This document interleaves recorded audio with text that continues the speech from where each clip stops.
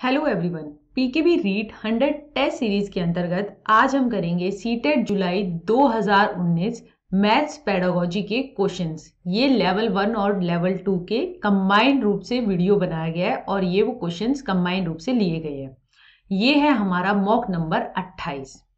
बच्चों, maths pedagogy और यानी मैथ्स का नेचर क्या है, क्या क्या उसके मेथड्स हैं, क्या क्या मटेरियल यूज होता है, क्या क्या कॉन्सेप्ट्स है और कैसे पढ़ाना चाहिए, इन सारी चीज़ों का ही मतलब मैथ्स पेडागोजी है। तो इन क्वेश्चंस के तहत हम उन कॉन्सेप्ट्स को रिविजिट करेंगे और रिवाइज करेंगे। तो चलिए शुरू करते हैं। पहला question, what is the correct sequence a teacher of class 3 needs to follow to explain the concept of quarter to the students. अब तीसरी कक्षा में चतुर्थ अंश यानी कि 1/4 यानी कि एक चीज है उसको आपने 4 इक्वल पार्ट्स में डिवाइड किया और उनमें से एक चीज को ले लिया, तो ये होता है 1/4।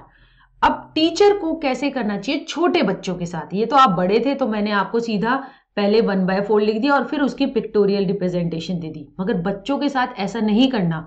बच्चों के साथ करना है इसके उल्टा, क्योंकि बच्चे क्या होते हैं, बच्चे कॉन्क्रीट मटेरियल के साथ ज्यादा सीखते हैं प्राइमरी लेवल पे। तो आप क्या करेंगे, ठोस पदार्थ लेकर उसे चतुर्थांशों में बांटने को कहेंगे।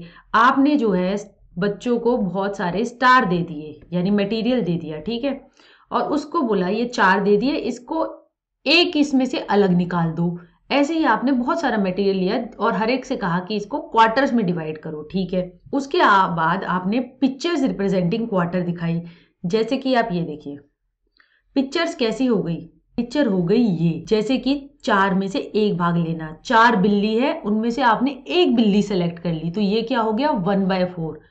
ये केक है 4 वाला, पिक्टोरिकली आपने पिज्जा में से एक पोर्शन या केक में से एक पोर्शन ले लिया, तो ये क्या हो गया 1/4।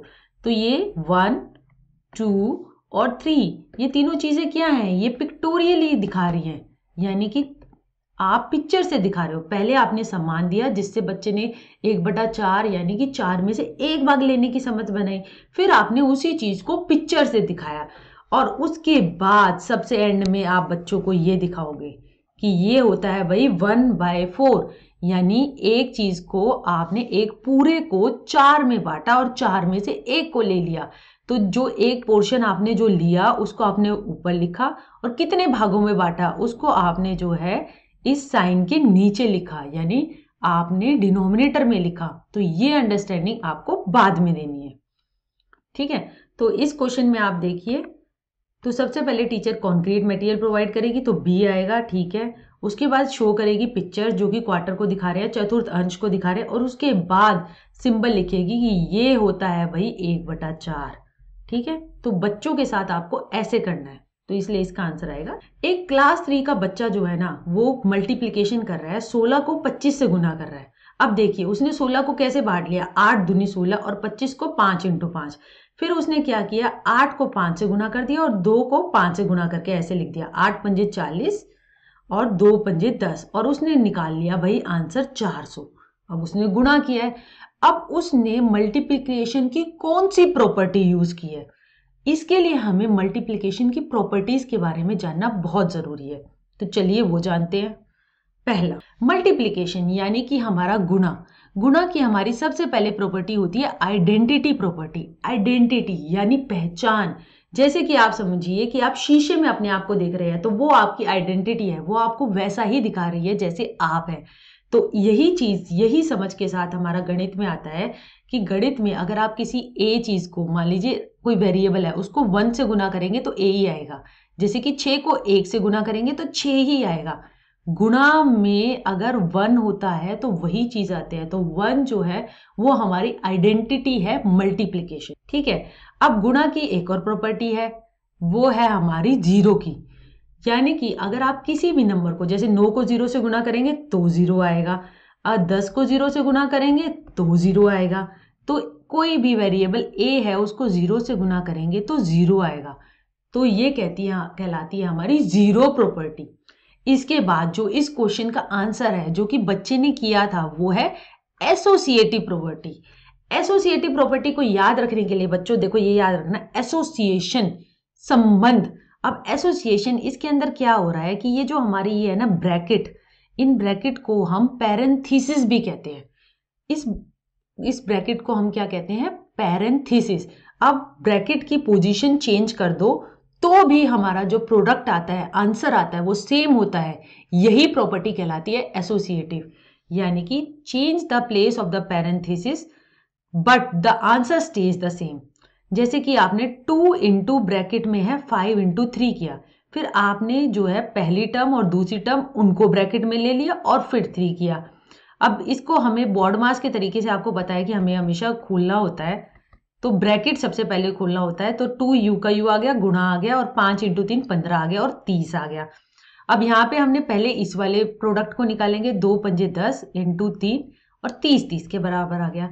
तो इसका मतलब ये है कि एसोसिएटिव प्रॉपर्टी के अंदर कि आप जो ब्रैकेट की पोजीशन है, पैरेंथेसिस की पोजीशन है, उसको बेशक चेंज कर लो, आंसर सेम आता है। तो यही एसोसिएटिव प्रॉपर्टी है, यही इस क्वेश्चन का आंसर है कि बच्चा यही कर रहा था। वो 8 को 5 से करके 40 लिख देता था। ठीक है, इसके बाद आती है भाई मल्टीप्लिकेशन की एक और इंपॉर्टेंट प्रॉपर्टी है, वो है कॉम्यूटेटिव प्रॉपर्टी। अब कॉम्यूटेटिव प्रॉपर्टी को याद रखने के लिए ये देखिए, कॉम्यूट करना। कॉम्यूट करने का मतलब है मूव करना। जैसे आप दिल्ली से हरियाणा जा रहे हैं और हरियाणा से दिल्ली आ रहे हैं, ठीक है, बात तो सेम ही रही, रास्ता तो उतना ही रहेगा। तो वही इसके अंदर क्या है कि आप मल्टीप्लाई करें किसी भी ऑर्डर में, प्रोडक्ट जो है वो सेम रहता है। a इंटू बी करें या b इंटू ए करें, 3 को 4 से गुना करें या 4 को 3 से गुना करें, प्रोडक्ट हमेशा हमारा सेम रहता है। ये कहलाती है कॉम्यूटेटिव प्रॉपर्टी। अब हमें एक बात देखने की जरूरत है कि एक और है, मल्टीप्लिकेशन जो है ना वो डिस्ट्रीब्यूटिव है एडिशन के ऊपर। अब आप इसको ये देखिए, a into B plus C is equal to a into B plus a into C. अब हम कोई नंबर ले लेते हैं, जैसे हम कर लेते हैं 2 इंटू 3 प्लस 4। देखिए लेफ्ट हैंड साइड को हम लेके चलते हैं, ठीक है, तो ये आ गया 2 और 4 और 3 हो गया 7, 2 2 7 14, ठीक है। अब हमें कहा कि 2 इंटू 3 जमा 2 इंटू 4, ठीक है, ये आ गया 2 3 6, 2 चौके 8, तो क्या आ गया 14। तो दोनों चीजें बराबर आ गई। अब a इंटू बी प्लस सी यानी मल्टीप्लीकेशन जो है वो डिस्ट्रीब्यूटिव है एडिशन के ऊपर। जबकि आप अगर देखें, आपको कोई कहा जाए a प्लस बी इंटू सी, तो ठीक है, और आप यहां लिख दे a प्लस, इसको आप जो है एडिशन जो है वो हमारा डिस्ट्रीब्यूटिव नहीं है मल्टीप्लीकेशन के ऊपर। क्योंकि आप इसको कैसे खोलेंगे, a प्लस बी सी, क्योंकि पहले तो आपको ब्रैकेट ओपन करना है ना, तो ये कैसे डिस्ट्रीब्यूट होगा। अब आप जो है आप ऐसे देखिए a प्लस बी इंटू सी, तो आप क्या करेंगे, यहां आ जाएगा ए सी प्लस बी सी, तो ये c जो है ये एक्स्ट्रा आ गया ना।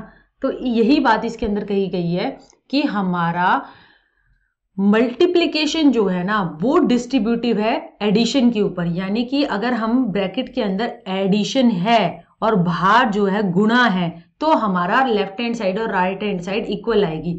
अगर हमारा ब्रैकेट के अंदर गुणा हो और बाहर एडिशन हो तो वो डिस्ट्रीब्यूशन नहीं चलेगा, वो नहीं बटेगा। इसके बाद आएगा हमारी इनवर्स प्रॉपर्टी। इनवर्स यानी उल्टा करना। इसके अंदर यही है कि आपका कोई भी नंबर हो और आप उसको उल्टा करके लिखते हैं, यानी a है और उसको 1/a लिखेंगे, तो हमारा आंसर हमेशा 1 आएगा। जैसे 2 है, इसको 1/2 उसके रेसिप्रोकल से गुना करेंगे तो आंसर 1 ही आएगा। तो a का एडिटिव इनवर्स क्या हुआ, a का मल्टीप्लिकेटिव इनवर्स क्या हुआ, क्योंकि हम मल्टीप्लिकेशन की बात कर रहे हैं ना, तो मल्टीप्लिकेशन हुआ 1/a। जबकि जैसे मैंने अभी आपको बोला एडिटिव इनवर्स, एडिटिव इनवर्स जो होता है ना बेटा, वो होता है हमारा किसी भी नंबर को उसके मतलब इनवर्स से अगर हम करते हैं तो आंसर जो होता है वो 0 आता है। जैसे 2 है, 2 का इनवर्स क्या हुआ -2, तो आंसर क्या आया 0। तो ये होता है हमारा एडिटिव इनवर्स। और मल्टीप्लिकेशन इनवर्स क्या होता है कि हम जो है गुणा करेंगे उसके ऑपोजिट से, तो आंसर हमेशा 1 आएगा। ठीक है, ए में हम कभी भी जमा करेंगे उसका ऑपोजिट। ठीक है, तो ऐसे लिखते हैं इसको प्रॉपर्ली। तो इस क्वेश्चन का आंसर वही है एसोसिएटिव लॉ। ठीक है, हमने देख लिया। जैसे रिपीटेड एडिशन नहीं है। रिपीटेड एडिशन तो ये होता कि बच्चा जो है 16 को या तो 25 बार जमा करता, ठीक है, कितनी बार 25 बार, या 25 को 16 बार जमा करके लिखता, यहाँ 16 बार और ये 25 बार। तो रिपीटेड एडिशन होता है, ऐसा तो वो कुछ नहीं कर रहा। डिस्ट्रीब्यूटिव नहीं है, हमने समझ ही लिया। इनवर्स मल्टीप्लिकेशन लॉ तो ये कहता है कि आप कोई भी चीज़ हो उसके ऑपोजिट से गुना करेंगे, रेसिप्रोकल से गुना करेंगे तो आंसर 1 आएगा, तो वो भी नहीं है। इस टेबल को आप लिख सकते हैं और इसे रिवाइज कर सकते हैं, क्योंकि ये मल्टीप्लिकेशन कॉन्सेप्ट को आपको समझा रही है। कॉन्सेप्ट समझना बहुत जरूरी है बेटा। समावेशी विद्यालय में आप अपनी कक्षा में दृष्टिबाधित छात्रों की आवश्यकताओं को कैसे पूरी करेंगे। आपकी क्लास में दृष्टिबाधित छात्र हैं और आप एक इंक्लूसिव एजुकेशन में सबको एक साथ मिलकर एक ही जगह पे पढ़ा रहे हैं, तो उन्हें क्या हाई अचीवर्स के साथ यानी उच्च उपलब्धि वाले छात्रों के साथ बिठा देंगे? भाई बिठाने से क्या होगा, उनको विजुअली चैलेंज है, उन्हें दिखने में दिक्कत हो रही है, तो दिखने की दिक्कत दूर कैसे करोगे? मेन काम तो उस पर करना पड़ेगा ना। आप ऑल्टरनेट टीचिंग लर्निंग मेथड और रिसोर्स यूज करेंगे, ये बिल्कुल सही है। आप ट्रेडिशनल से हटके कुछ करेंगे, आप बड़े बड़े प्रिंट का मटेरियल लेके चले गए उनके पास, आप जो है ऐसे टेक्टाइल वाला ज्यादा यूज होता है वो लेकर चले गए, आपने और तरीके की सुनने वाली ज्यादा सामग्री दी, आपने बहुत स्पष्ट शब्दों में बोला, तो इस तरीके के ऑल्टरनेट टीचिंग मेथड और रिसोर्सेज यूज करेंगे।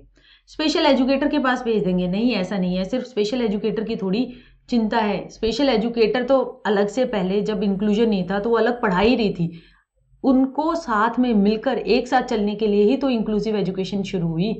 तो आप अपनी रिस्पॉन्सिबिलिटी शेड ऑफ नहीं कर सकते स्पेशल एजुकेटर यानी विशेष शिक्षक के पास भेज के। आपकी अपनी खुद की रिस्पॉन्सिबिलिटी है कि अलग अलग इंडिविजुअल डिफरेंस वाले बच्चों को आप एक साथ कैसे लेकर चल सकते हैं और कैसे मतलब कि उसकी इंडिविजुअल डिफरेंस को केटर करते हुए उनको मदद दे सकते हैं। इसकी ये जरूरत है तो मैं इस तरीके का करूँ। Provide them extra time for practice. Practice करने के लिए एक्स्ट्रा टाइम देना। प्रैक्टिस यानी बिहेवियरिज्म से रिलेटेड ऐसा कोई जरूरी नहीं है, उनको तो दिखने में दिक्कत हो रही है तो ऐसा ऑल्टरनेट मटेरियल या टीचिंग मेथड ये यूज करो। निम्नलिखित में से कौन सा गणितीय प्रक्रम नहीं है, यानी कि मैथमेटिकल प्रोसेस कौन सा नहीं है? तो चलिए पहले हम देखते हैं कि ये चारों हैं क्या।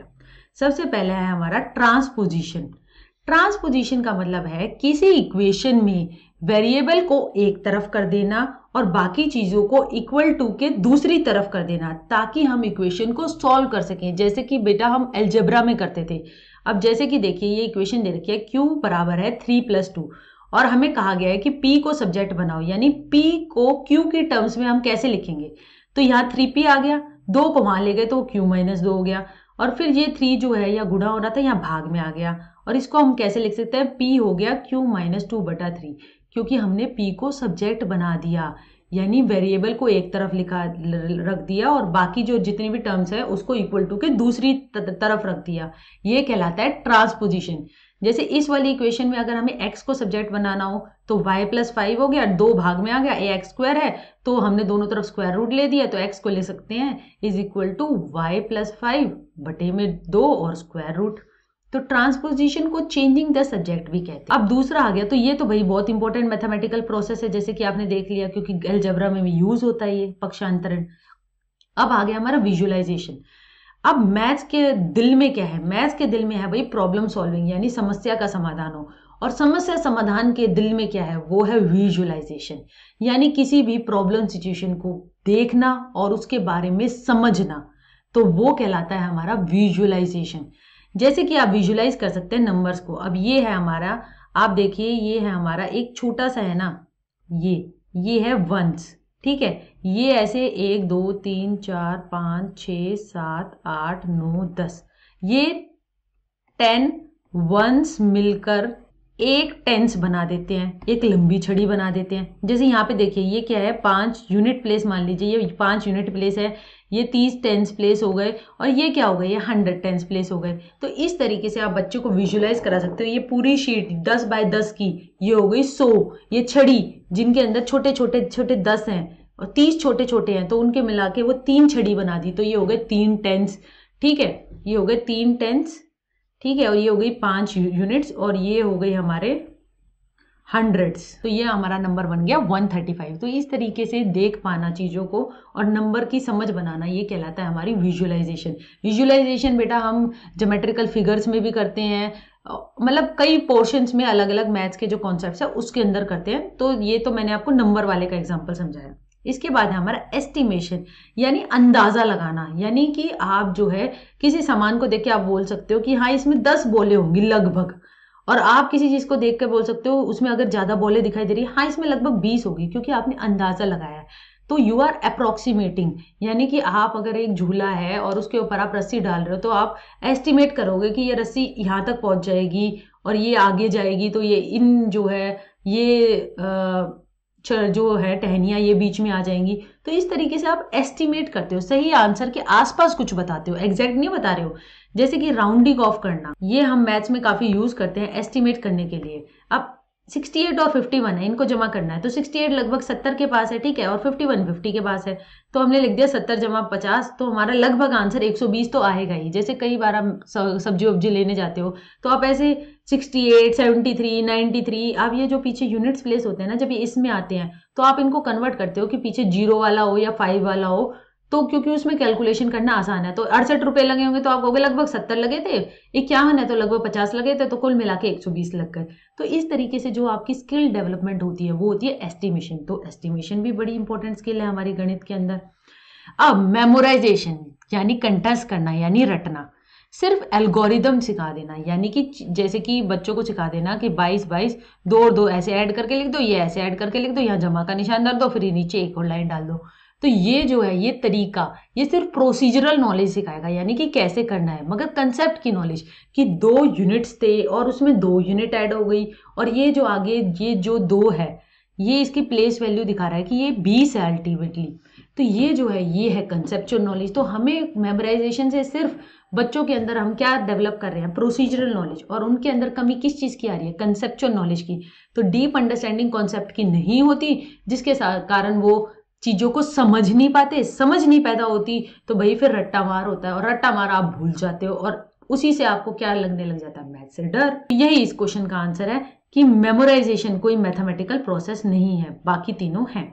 निम्नलिखित में से क्या प्रारंभिक संख्या संकल्पना से संबंधित नहीं है, यानी कि अर्ली नंबर कॉन्सेप्ट, नंबर से पहले सीखने के लिए जो कॉन्सेप्ट होते हैं ना वो कहलाते हैं अर्ली नंबर कॉन्सेप्ट। तो चलिए इनको डिटेल में देखते हैं। इनको हम प्री नंबर कॉन्सेप्ट भी कहते हैं, ठीक है।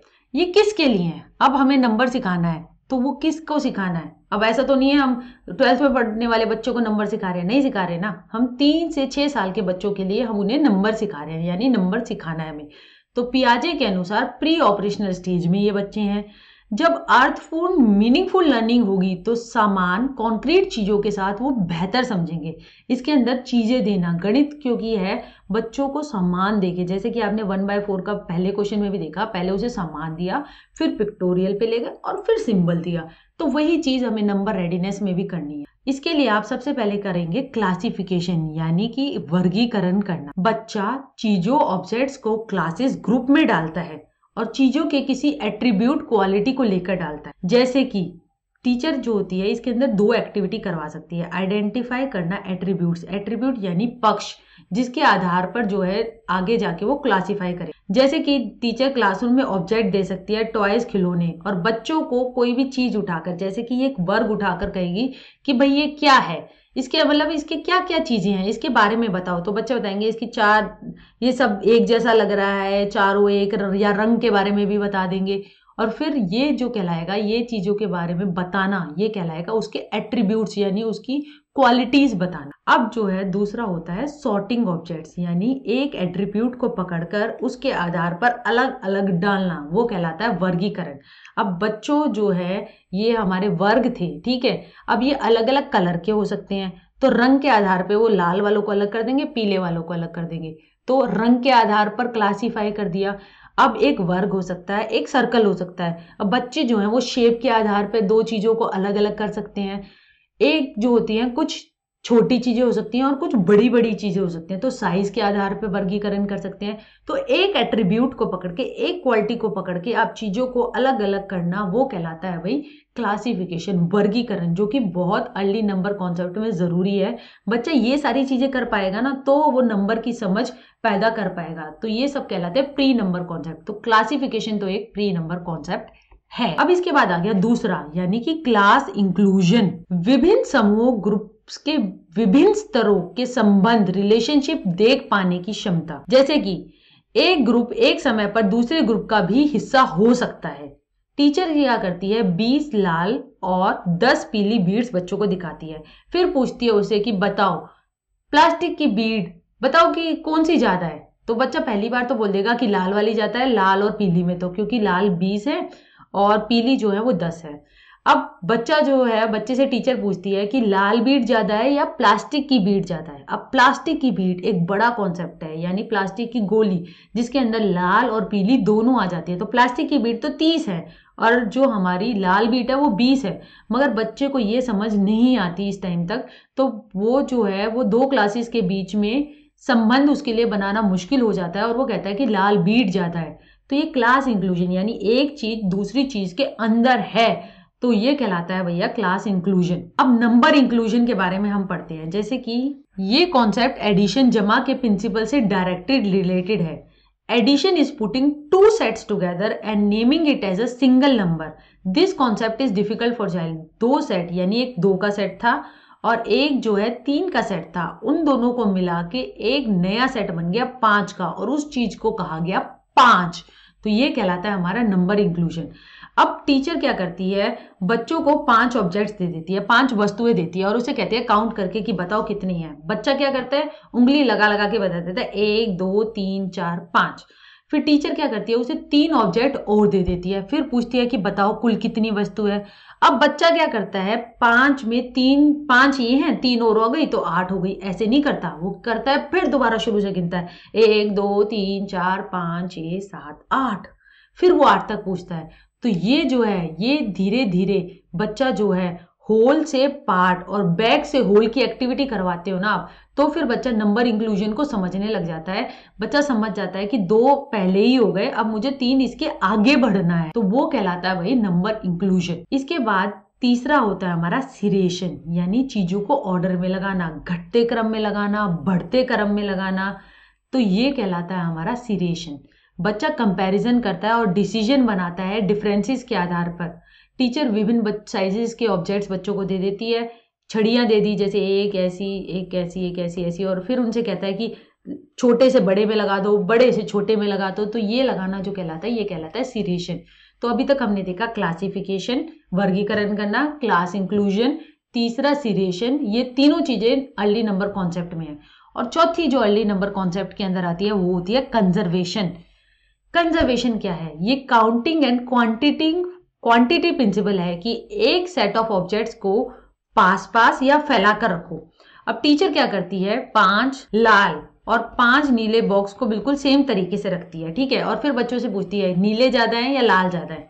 ये मान लीजिए लाल है और ये नीले हैं। अगर हमने सेम तरीके से रखा है और तो बच्चा बोलता है कि दोनों ही बराबर है। अब टीचर क्या करती है, वो नीले वालों को ऐसे फैला फैला के रख देती है, ठीक है, और अब पूछती है क्या लाल और नीले बराबर हैं। तो इसके अंदर क्या हो गया, कंजर्वेशन अगर बच्चे के अंदर आ जाएगा। बच्चा जो है, अगर बच्चा रिवर्सिबिलिटी ऑफ थॉट उसके अंदर आ जाएगी, जो कि हमारे कॉन्क्रीट ऑपरेशन स्टेज में कंजर्वेशन में बच्चों को आ जाती है कि एक गिलास में लंबे वाले में पानी डालो या चौड़े वाले में डालो, पानी अगर सेम है तो सेम ही रहेगा। तो यही चीज जब बच्चे के अंदर रिवर्सिबिलिटी ऑफ थॉट आ जाती है ना, तो वो जो है वो कंजर्वेशन करने लग जाता है। और नंबर और पियाजे कहते हैं जब तक रिवर्सिबिलिटी ऑफ थॉट नहीं आती, नंबर कंजर्वेशन नहीं आ पाता। तो रिवर्सिबिलिटी यानी कि चीजें जो हैं अगर उनको रिवर्स करें, अगर इन 5 को नीले वालों को फैला के अगर मैं इसी तरीके से रखूं तो ये लाल जैसे सेम ही है, तो इस ऑपरेशन को दिमाग में कर पाना, ये कहलाता है भाई रिवर्सिबिलिटी इन माइंड, ठीक है। तो conservers do not see change in configuration and counter suggestion. अगर कॉन्फ़िगरेशन चेंज भी हो गई, जो कंजर्व करने लग जाएगा, जो बालक ऐसे करने लग जाएगा, तो उसको फर्क ही नहीं पड़ जाएगा, चाहे चौड़ा करके रखो चाहे बिच्चा करके रखो, उसको पता है चीजें सेम ही रहती हैं। अब बच्चे को चाहे आपने डो है यानी एक आटे की गोली है, मास का कंजर्वेशन, वेट का कंजर्वेशन करने लगा और उसको आपने पसार के दे दिया, उसको पता है अगर दोनों की लोई अगर पहले सेम थी तो दोनों चीजें सेम ही है। तो कंजर्वेशन जो करने लग जाते हैं वो कॉन्फ़िगरेशन यानी चेंज हो गई उसकी प्रकृति में, उस पर ज्यादा ध्यान नहीं देते, और ना कोई आपको उसके ऑपोजिट आप टीचर बोलती रहे कि नहीं ये तो ज्यादा लग रहा है, तो वो इस चीज को नहीं मानेंगे क्योंकि उनके अंदर रिवर्सिबिलिटी ऑफ थॉट आ गई है, उनको कंजर्वेशन करना आ गया है, ठीक है। इसके बाद आता है हमारा इक्विवेलेंस ऑफ सेट्स, यानी कि हमारा 5वीं बात, जो कि हमारा प्री नंबर कॉन्सेप्ट के अंदर आती है। 2 सेट इक्विवेलेंट है अगर दोनों के नंबर ऑफ एलिमेंट्स इक्वल है, ठीक है। टीचर एक छोटे और एक लंबे गिलास में सेम नंबर ऑफ बीट्स डालती है, एक लंबे गिलास में डाल दी और छोटे में डाल दी, ठीक है, और फिर पूछती है क्या दोनों गिलास में सेम नंबर ऑफ बीट्स है। तो अगर जिस बच्चे को जो है ये चीजें आ गई हैं, हमारा क्लासिफिकेशन, क्लास इंक्लूजन, सीरेशन और कंजर्वेशन, तो फिर वो इक्विवेलेंस ऑफ सेट्स भी उसको आने लग जाता है कि उसको ये नहीं फर्क पड़ता कि चीजें जो है बड़े गिलास में डाली हैं या छोटे गिलास में डाली है। अगर हमारे नंबर ऑफ एलिमेंट्स यानी कि उसके अंदर जो कंचे हैं वो बराबर हैं तो दो सेट, दोनों चीजें इक्विवेलेंट है, तो ये कहलाती है हमारी इक्विवेलेंस ऑफ सेट्स। तो हमने पढ़ लिया कि हमारे अर्ली नंबर कॉन्सेप्ट्स में कौन से आते हैं। डिटेल में क्लासिफिकेशन आता है जी, वर्गीकरण, क्लास इंक्लूजन, वर्ग समावेश भी आता है, कंजर्वेशन संरक्षण भी आता है, मेजरमेंट मापन नहीं आता। यही इस चीज का answer. Which of the following statement is true regarding numeral and number. अब न्यूमरल और नंबर के बीच में कौन सी स्टेटमेंट सही है? ठीक है, न्यूमरल एक सिंबल है जो कि रिप्रेजेंट करता है एक नंबर को, जैसे कि आप 1 से आप 1 को रिप्रेजेंट करते हो हिंदू अरेबिक ये जो सिस्टम है इसके अंदर, ठीक है, इंडियन न्यूमरल सिस्टम में। और इसके बाद आप जो है रोमन न्यूमरल सिस्टम में, ठीक है, आप ऐसे लिखते हो 1 को। हिंदी देवनागरी वाले में आप कुछ इस तरीके का सिंबल सा, कुछ ऐसा नहीं, मतलब ऐसा है कोई एक सिंबल बनाते हैं और उससे आप जो है वो 1 को दर्शाते हैं, ठीक है। तो ये क्या है, आप 1 को दर्शाने के लिए अलग अलग न्यूमरल्स को यूज कर रहे हो। एक नंबर को समझाने के लिए आप जो है डिफरेंट साइंस का यूज कर रहे हो। चाइनीज में अलग तरीके से लिख देते हैं भाई, तो यही बात है। A numeral is a symbol use to represent number. Same number can be represented by different numeral, जैसे कि हमने देखा 1 ऐसे भी लिख सकते हैं, रोमन में ऐसे भी लिख सकते हैं और हिंदी में ऐसे भी लिख सकते हैं। तो सेम नंबर 1 को हमने कितनी तरीके से दर्शा दिया, कितने न्यूमरल से दर्शा दिया, तो दोनों ही बातें सही हैं, तो इसलिए इसका आंसर है 4। नंबर होता है 1, ठीक है, नंबर जैसे एक बॉल, एक गेंद, एक पेन एक्सेट्रा। अब उस एक नंबर की समझ को दिखाने के लिए हम यूज करते हैं न्यूमरल्स। और न्यूमरल जो होते हैं, जैसे कि आपने देखा कि हमारे ये एक है हिंदू अरेबिक न्यूमरल, ये इस तरीके से दिखा दिया। रोमन वाले में उस एक नंबर की समझ को दिखाने के लिए हमने इस चिन्ह का जो प्रयोग किया ना, जो वो चिन्ह है वो न्यूमरल है, ठीक है। तो नंबर को दिखाने के लिए हम विभिन्न चिन्हों का प्रयोग कर सकते हैं एक सिंगल नंबर को दिखाने के लिए, तो वही इसमें समझाया गया है, तो इसलिए इसका आंसर 4। योग पर निम्नलिखित शाब्दिक समस्याओं को पढ़िए। भाई अच्छा क्वेश्चन है, समझ पे आधारित है। देखिए, there are 15 oranges in one basket and 17 oranges in another basket, how many oranges are all together. एक बास्केट है उसमें हमारे 15 संतरे हैं और एक में जो है वो 17 है, 2 डिस्क्रीट सेट्स हैं और पूछा है कुल कितने हैं। तो हम बनाएंगे 15 और 17 साथ, तो ये आ गए, हम बता देंगे कुल 32 हैं, कुल पूछा है। अब एक का है कि एक मोबाइल फोन है जो कि 9950 का था, ठीक है, और उसके अंदर हमारा इंक्रीज हो गया 375 का, ठीक है। तो वो क्या है, नया प्राइस निकालना है, तो क्या करेंगे, ऐड तो करेंगे इसमें, मगर दोनों ये एडिशन की प्रॉब्लम अलग अलग है और इन दोनों को वर्ड प्रॉब्लम्स को समझाने के लिए हम एडिशन की 2 फॉर्म्स को समझेंगे, ठीक है। एडिशन के स्ट्रक्चर में बच्चों देखिए कि 2 तरीके होते हैं। एक होता है एग्रीगेट करना यानी संयुक्तिकरण करना, एक ऐसी सिचुएशन जिसमें 2 या 2 से ज्यादा क्वांटिटीज को कंबाइन करके आप सिंगल क्वांटिटी बनाते हैं, जिसमें अभी हमने जैसे 15 संतरे और 12 संतरों को किया, इसमें टोटल कर रहे हैं यानी कुल निकाल रहे हैं। इस तरीके की प्रॉब्लम को समझने के लिए हमारे शब्द होते हैं बेटा हाउ मेनी टुगेदर, कुल मिलाकर कितने, कितने ऑल टुगेदर, टोटल कितने, कुल कितने। जैसे कि यहाँ पे आ गए, आपने 3 स्टार दिए और 5 स्टार दिए, 2 अलग अलग डिस्क्रीट सेट्स हैं यानी अलग अलग तरीके से अलग है। एक जैसे उसमें कहा था ना, एक टोकरी में 15 संतरे और 2 टोकरी में 12 संतरे, तो 2 टोकरियां अलग अलग है ना। ऐसे ही आपने 2 सेट दिए, एक में 3 सेट में, एक में 3 स्टार है और एक में 5 स्टार है। अब इन दोनों सेट को कंबाइन करते हैं, दोनों सेट को कंबाइन करना कहलाता है यूनियन करना। तो आप यूनियन कर रहे हैं 2 डिस्क्रीट यानी अलग अलग सेट की एग्रीगेशन के अंदर, संयुक्तिकरण के अंदर। ये नोशन एडिशन का बिल्ट है कार्डिनल एस्पेक्ट से। कार्डिनल यानी मैथ्स की, हमारे नंबर्स की हमारी कई प्रॉपर्टी होती है बेटा, जैसे कार्डिनल, ऑर्डिनल।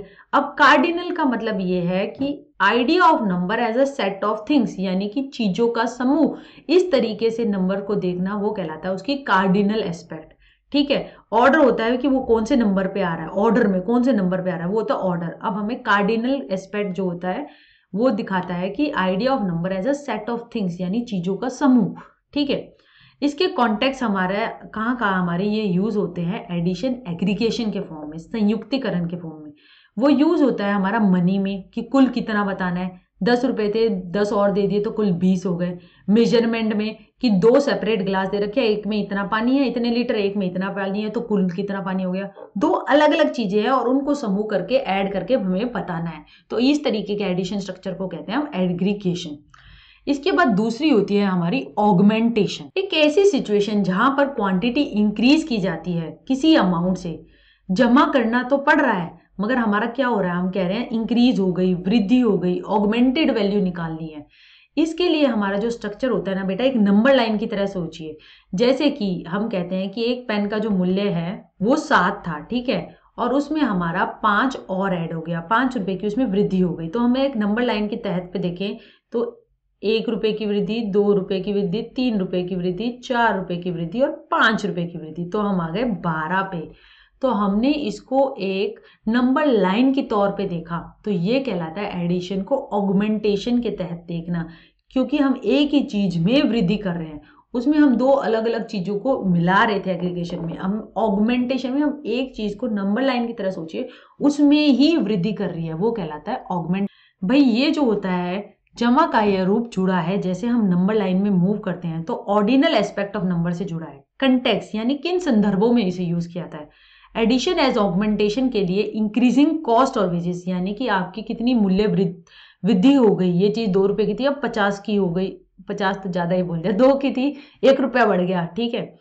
तो इंक्रीज हो रहा है आपका टेम्परेचर, तापमान कितना बढ़ रहा है, उम्र कैसे बढ़ रही है, तो वो जो है एक ही कॉन्सेप्ट में हो रही है ना, एक ही चीज में उसी में कर रहे हैं। इसमें दो जो था एग्रीगेशन में 2 अलग अलग चीजों को मिला रहे थे, ठीक है।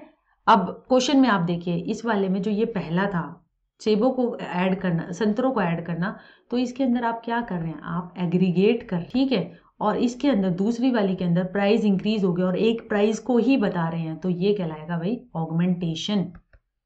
हिंदी में शब्द देख लीजिएगा, ठीक है। ये उल्टा लिखा हुआ है कि ए जो है वो ऑगमेंटेशन है, बी एग्रीगेशन है, गलत है।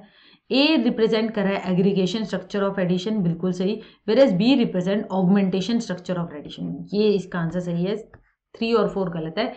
ए योग की समुच्चय संरचना को प्रदर्शित करता है, यानी समुच्चय संयोगीकरण, और जो बी है वो ऑगमेंटेशन को कर रहा है, यानी संवर्धन संरचना को कर रहा है। तो इस तरीके से आप एडिशन के स्ट्रक्चर्स को देख सकते हैं। एक टीचर ने एक टास्क दिया चौथी के बच्चों को कि 25 टाइलें हैं, उनको ऑल पॉसिबल रेक्टेंगुलर अरेज में करें, ठीक है। अब 25 टाइलों से रेक्टेंगल बनाना है, तो बच्चा क्या करेगा, एक 5x5 का बना देगा। हमें पता है स्क्वायर जो होता है वो भी रेक्टेंगल होता है, क्योंकि रेक्टेंगल होने के लिए क्या प्रॉपर्टी चाहिए, रेक्टेंगल होने के लिए प्रॉपर्टी चाहिए कि सारे एंगल जो होने चाहिए वो 90 होने चाहिए और अपोजिट साइड जो होनी चाहिए वो बराबर होनी चाहिए। और एक स्क्वायर जो है उसका वो तो एंगल उसके चारों 90 के होते ही है, और अपोजिट साइड्स जो होती हैं वो भी बराबर होती है, और उसके अलावा एक एक्स्ट्रा बात है कि उसकी चारों साइड ही बराबर होती हैं। तो हमेशा ये याद रखिएगा, स्क्वायर जो है जैसे मैथ्स के हायरार्किकल स्ट्रक्चर होते हैं, यानी कि एक स्ट्रक्चर के अंदर दूसरा छोटा पार्ट मिला हुआ, तो उसी कॉन्सेप्ट के अंदर है कि स्क्वायर इज रेक्टेंगल, क्योंकि वो रेक्टेंगल की प्रॉपर्टी तो फुलफिल ही करता है ना। रेक्टेंगल स्क्वायर नहीं है, क्योंकि रेक्टेंगल स्क्वायर इसलिए नहीं है क्योंकि रेक्टेंगल की हमारी सारी साइड्स बराबर नहीं, तो इसलिए बच्चे ने क्या किया, 5x5 की उसकी रेक्टेंगुलर अरेज जो करनी थी, तो उसने एक ऐसे लगा सकता है, या फिर वो सबको 1 2 3 4 5 ऐसे ऐसे करता हुआ वो 25 इस तरीके का 25x1 वाला एक रेक्टेंगल बना सकता है, ठीक है। एक 5x5 वाला स्क्वायर बना लिया। तो इससे आप जो है मैथमेटिकल कॉन्सेप्ट बच्चे के क्या क्या निकाल सकते हैं। अब इस चीज के अंदर ये ऐसी फिगर होगी तो आप क्या निकाल सकते हैं, आप उसका एरिया निकाल सकते हैं 5x5 25 करके। आप जो है उसका पेरीमीटर इस वाली शेप के लिए बच्चा निकाल सकता है 5 5 10 15 20, तो पेरीमीटर हो गया 20। फैक्टर्स निकाल सकता है कि एक 5x5 इसके फैक्टर ये हैं, इसका 25 जो है तो 25x1 एक 1 फैक्टर है, ठीक है। तो बच्चा क्या निकाल सकता है, एरिया निकाल सकता है, फैक्टर निकाल सकता है और पेरीमीटर निकाल सकता है। इस वाले के लिए एरिया क्या होगा 25x1, ठीक है। और पेरीमीटर क्या होगा, पेरीमीटर होगा, सॉरी यहाँ पे 1 लिखा जाएगा और ये 25 इस तरीके से, ठीक है। तो पेरीमीटर क्या होगा 25 25 यहाँ हो गए, ठीक है, 25 25 यहाँ पे और यहाँ पे सिर्फ 1 1 है, तो ये हो गया 50 और 2 52, तो पेरीमीटर भी निकाल लेगा वो। तो इस तरीके से आप एरिया निकाल सकते हैं, फैक्टर निकाल सकते हैं, पेरीमीटर निकाल सकते हैं, यही इसका आंसर है। भाई वॉल्यूम नहीं निकाल सकते क्योंकि इसके अंदर हमारा हाइट थोड़ी दे रखी है, तो वॉल्यूम जहाँ पे हो वो काट दो। तो यहाँ पे हमने 3 ऑप्शन में वॉल्यूम था, काट दिया, तो ये 3 ऑप्शन तो अपने आप गुल हो गए। तो आंसर आ गया हमारा 2। पियाजे के प्रस्ताव के अनुसार माप में विभिन्न भौतिक राशियों के संरक्षण की योग्यता के विषय में सही कथन को पहचानिए। कंजर्वेशन ऑफ वेट की बात है, ठीक है। तो उसके बारे में जो है बताना है हमें कि करेक्ट स्टेटमेंट कौन सी है। Ability to conserve different physical quantities, weight भी है, लेंथ भी है, कुछ भी हो सकता है, कोई भी फिजिकल क्वांटिटी की बात है मेजरमेंट के अंदर, मापन के तहत, जो कि पियाजे ने कही थी। Conservation of weight is grasp before the conservation of volume. Volume से पहले कंजर्वेशन ऑफ वेट आता है, सही लग रहा है। Conservation of volume is grasp before the conservation of mass, गलत बात। वॉल्यूम तो बाद में आता है, पहले मास आता है, ठीक है। Conservation of weight is grasp before the conservation of number, ये भी गलत है। Conservation of length is grasp before the conservation of number, ये भी गलत है। बच्चा पहले कंजर्वेशन ऑफ नंबर करेगा, तो इसलिए इसका आंसर है हमारा conservation of is weight is grasp before the conservation of volume, यानी कि भार के संरक्षण की समझ आयतन के संरक्षण से पहले आती है, क्योंकि वॉल्यूम जो आ गया ना वो 3D कॉन्सेप्ट ये सब आ गया। आप ये देखिएगा कि सबसे एंड में कंजर्वेशन जो है, आप ये देखिएगा सबसे एंड में जो है ना आपका कंजर्वेशन ऑफ एरिया करने लगता है, लेंथ करता है वो, और उसके बाद वेट करता है, फिर वॉल्यूम करता है, और एंड में एरिया आता है, जितना मुझे याद है, ठीक है। तो इसलिए इसका आंसर जो है यहाँ पे इस क्वेश्चन का आंसर 1 है। वैन हेले ने लेवल्स दिए थे स्टेजेस डेवलपमेंट की, किस चीज से रिलेटेड थे। वैन हेले के स्तर जिस विकास की अवस्थाओं का संकेत करते हैं वह है ज्योमेट्रिकल थिंकिंग, ठीक है। उसने वैन हेले ने हमारी स्टेजेस दी थी ज्योमेट्रिकल थिंकिंग, गणित जो मिलती है चिंतन से आधारित, ठीक है। आप ये देख सकते हैं कि उसने लेवल्स जो दिए थे भाई, उसने लेवल दिए थे 5, मगर जो पहला लेवल था उसका नाम उसने 0 रखा, ठीक है। वो है हमारा विजुअलाइजेशन, यानी कि जो प्री केजी या सेकंड में बच्चा होता है वो इसको देखता है। Students recognise shapes by their appearance, बच्चा जो है चीजों को उनके अपीयरेंस से रिकॉग्नाइज करने की कोशिश करता है। ये स्क्वायर है क्योंकि ये स्क्वायर जैसा दिखता है, ये दरवाजा है, ये जो है रेक्टेंगल है क्योंकि ये उस जैसा दिखता है। तो मतलब उनकी पूरी तरीके से उनको प्रॉपर्टी नहीं पता होती, मगर वो चीजों को पहचानना शुरू कर देते। इसके बाद आ गया हमारा लेवल 1 एनालिसिस, यानी कि आप जो है विश्लेषण कर रहे हैं, जो कि 3 से 5 साल का होता है। स्टूडेंट रिकॉग्नाइज करता है फिगर्स को उनकी प्रॉपर्टीज के आधार पर। अगर जो एक 4 साइड वाली फिगर है जिसकी सारी साइड्स बराबर हैं और एंगल 90-90 के हैं, तो वो कहेगा ये स्क्वायर है। Squares have 4 sides 4 right angles, their opposite sides are parallel. ये होता है 3री से 5वीं का लगभग बच्चा ये करने लग जाता है। फिर आता है हमारा इनफॉर्मल डिडक्शन, 6ठी से 8वीं का बच्चा। स्टूडेंट जो होता है वो डेवलप करने लग जाता है रिलेशनशिप, यानी संबंध बिटवीन एंड अमॉन्ग प्रॉपर्टीज, चीजों के बीचों में, ठीक है। कैन फॉर्म एब्स्ट्रैक्ट डेफिनेशन, ना दिखने वाली यानी कि अमूर्त डेफिनेशन भी बनाने लग जाता है। ग्रेटर एबिलिटी होती है एंगेज की, इफ ये है देन ये होगा, इस तरीके की रीजनिंग डेवलप होने लग जाती है। सारे स्क्वायर जो हैं वो रेक्टेंगल है, मगर सब रेक्टेंगल स्क्वायर नहीं है, इस तरीके का कॉन्सेप्ट को डिड्यूस करना। पहले तो बच्चे के लिए स्क्वायर अलग था, रेक्टेंगल अलग था, अब स्क्वायर और रेक्टेंगल की प्रॉपर्टीज के बीच में क्या संबंध है, क्या मिलता है, क्या जुलता है, क्या अलग है, और इस तरीके की अंडरस्टैंडिंग बनाना कि सारे वर्ग जो है वो all squares are rectangle but not all rectangles are squares. तीसरा लेवल है हमारा डिडक्शन कर पाना, जो कि हाई स्कूल के अंदर बच्चे करने लग जाते हैं। स्टूडेंट्स प्रूव करने लग जाते हैं थ्योरम्स को डिडक्टिवली, यानी एब्स्ट्रैक्ट से कॉन्क्रीट की तरफ जाते हुए। Able to work with abstract statements, यानी जो दिख नहीं रही उनके बारे में, X Y Z geometrical properties के बारे में। और कंक्लूजन इनका मोर होता है लॉजिक के ऊपर, यानी कि तर्क के ऊपर, रेदर देन इंट्यूशन। तो ये कहलाती है हमारी डिडक्शन। जैसे कि form a series of deductive argument, students can prove that the diagonals of a rectangle bisect each other, कि जो रेक्टेंगल के डायगोनल्स हैं वो बाइसेक्ट करते हैं एक दूसरे को, यानी कि ऐसे बराबर होते हैं, ठीक है, काटते हैं। तो ये आ जाए, ये आता है हमारा डिडक्शन लेवल 3 के अंदर। और सबसे एंड में जो आता है वो होता है रिगर, यानी कि जो BA लेवल पे या MA लेवल पे मैथ्स को पढ़ता है उनके आधार पे। स्टूडेंट्स अंडरस्टैंड करते हैं relationship between various systems of geometry, यानी ज्योमेट्री के वेरियस सिस्टम्स हैं उनके बीच में रिलेशनशिप करना, कंपेयर करना, एनालाइज करना, क्रिएट करना प्रूफ ज्योमेट्रिकल सिस्टम्स के अंदर। तो ये कहलाता है। जैसे स्फेरिकल ज्योमेट्री आ गई, जो कि लाइंस स्फीयर के अंदर कैसे ड्रॉ करते हैं, प्लेन ज्योमेट्री आ गई, ऑर्डिनरी स्पेस के अंदर वाली ज्योमेट्री आ गई, 2D 3D, और मतलब इस तरीके की जो आती है ना ज्योमेट्री, जो कि आप कॉलेज और उन BA या MA में पढ़ते हो, तो वो सब आता है हमारा ज्योमेट्री के रिगर स्टेज के अंदर, लेवल 4 के अंदर। तो हमने देख लिया कि वैन हेले की लेवल्स जो थे वो स्टेजेस थे डेवलपमेंट ऑफ ज्योमेट्रिकल थिंकिंग, यानी ज्योमितीय चिंतन किस तरीके से बढ़ता है, तो वो हमने देख लिया। Which one of the following sets are problem solving strategies in mathematics? गणित के अंदर हमारी प्रश्न हल करने की क्या क्या स्ट्रेटेजी है, ठीक है। ट्रायल एंड एरर करना, ड्रॉ करना, मेमोराइज करना। भाई रटना तो कोई भी स्ट्रेटेजी नहीं है, तो रटना तो जहां आएगा वो हम काट देंगे। ये कट गए हमारे दो ऑप्शन। अब हम आ गए ये दोनों। रोड लर्निंग करना, रोड लर्निंग भी हमारा रटने से आधारित है, कंठस्थ करने से आधारित है, तो ये भी नहीं होगा। तो रीजन करना यानी विवेचन करना, वेरिएबल्स को यूज करना, X Y, look for a pattern, चीजों में पैटर्न ढूंढने की कोशिश करना कि इसमें एक ऐड हो रहा है, ठीक है, और उसके एक ऐड हो रहा है और उसके बीच में रिलेशनशिप बनाना, रीजनिंग करना, इंडक्टिव और डिडक्टिव दोनों। तो ये सब जो है ये हमारी स्ट्रेटेजीज हैं मैथ्स में प्रॉब्लम सॉल्व करने के लिए, इसलिए इसका आंसर आ जाएगा 3। Which of the following teaching learning resource is best suited to explain the concept of multiplication? 2 दशमलव वाली संख्याओं के गुणन, जैसे कि 0.3 को 0.2 से गुना करना, और क्या आता है 0.06। तो इसकी संकल्पना को समझने के लिए सबसे बढ़िया शिक्षण सामग्री कौन सी है? तो इसके लिए सबसे बढ़िया शिक्षण सामग्री है भाई, वो है ग्राफ पेपर। अब ग्राफ पेपर के अंदर क्या होता है, आपके पास ग्राफ होता है हरे रंग का, आपने देखा भी होगा, और उसके अंदर बहुत ऐसे ऐसे लाइनें होती हैं, मतलब ऐसे लाइनें होती है, ठीक है, और एक बॉक्स होता है ना, उसमें 10x10 इस तरीके से होती है हमारी लाइनें, ऐसी छोटी 10 होती है, एक 5 वाली थोड़ी सी मोटी होती है, और जो नीचे 10 भी आती है तो वो पूरा बॉक्स आ जाता है। अब इसके अंदर आप क्या कह सकते हैं, इसके अंदर बच्चे को आप कह सकते हैं कि ये जो पूरा एक डब्बा है ना, ये है एक, क्या है ये, एक, ठीक है, और इसमें जो हमारी ऐसे लाइनें हैं ना, ये लाइनें हो गई हमारी 1/10, ठीक है, और ये जो हमारा सबसे छोटा स्क्वायर हो गया, ये हो गया 1/100।